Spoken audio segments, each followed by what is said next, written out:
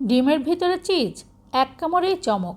ইফতারের টেবিলে ডিমের চপ তো অনেকেই বানান, কিন্তু আজ থাকছে একটু টুইস্ট।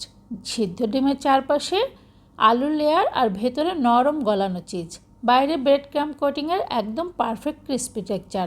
প্রোটিন সমৃদ্ধ ডিম, এনার্জি দেওয়া চিজ, রোজার পরে শরীরের ক্লান্তি দূর করতে দারুণ সহায়ক।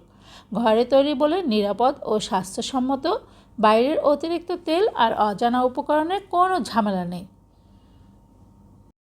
এগ চপ উইথ চিজ কত সহজে তৈরি করা যায়, চলুন দেখি।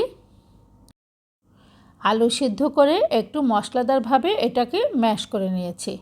ডিম সিদ্ধ করে সেটাকে আমি 4 ভাগে ভাগ করে নিয়েছি। আপনার মন চাইলে আপনি হাফ অথবা আস্ত ডিম দিয়েও এটা তৈরি করে নিতে পারেন। বিস্কিট বা টোস্টের গুঁড়া দিয়ে ব্রেড ক্রাম্ব তৈরি করে নিয়েছি। আর এখানে আছে ডিম ভাঙা। আর সবচেয়ে মজাদার উপকরণ যেটা, সেটা হচ্ছে চিজ।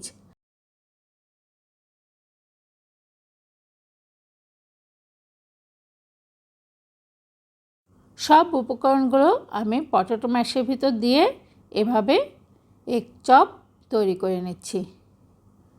পটেটো ম্যাশ যেটা, সেটা আমি তৈরি করেছি পেঁয়াজ কুচিটা তেলের ভিতরে ভেজে, এবং অবশ্যই শুকনো মরিচ ইউজ করেছি, ধনেপাতা, লবণ স্বাদ মতো দিয়ে। আপনারা চাইলে কাঁচামরিচ বা অন্য কোনো উপকরণ দিয়েও বা শুধু ম্যাশ করে নিলেও এটা তৈরি হবে। সরিষার তেল ইউজ করেছি। ডিমের চপের মতো আকৃতি দিয়ে কাঁচা ডিমে চুবিয়ে ব্রেড ক্রাম্বে চুবিয়ে নিচ্ছি। খুব আলতো হাতে চারিদিকে ব্রেড ক্রাম্বটা আমাকে এভাবে লাগিয়ে নিতে হবে, যেন খুব ভালোভাবে মিক্সড হয়ে যায়।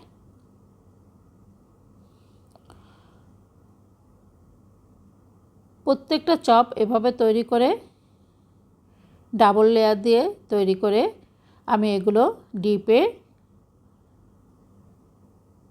প্রায় 3-4 ঘন্টা রেখে শক্ত করে তারপর একটা এয়ারটাইট কন্টেনারে করে ডিপ ফ্রিজে সংরক্ষণ করে সমস্ত রোজার মাস ইউজ করেছি।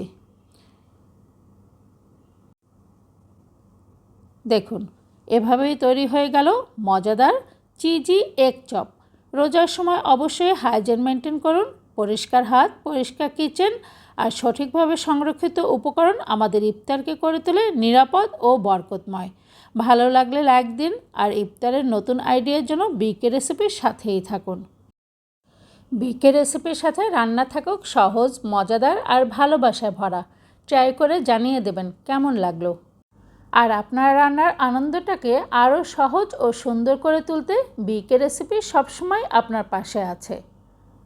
আজ এ পর্যন্তই, দেখা হচ্ছে অন্য কোনো নতুন ভিডিও নিয়ে। সেই পর্যন্ত সবাই ভালো থাকুন, সুস্থ থাকুন, এই প্রত্যাশা। আল্লাহ হাফেজ।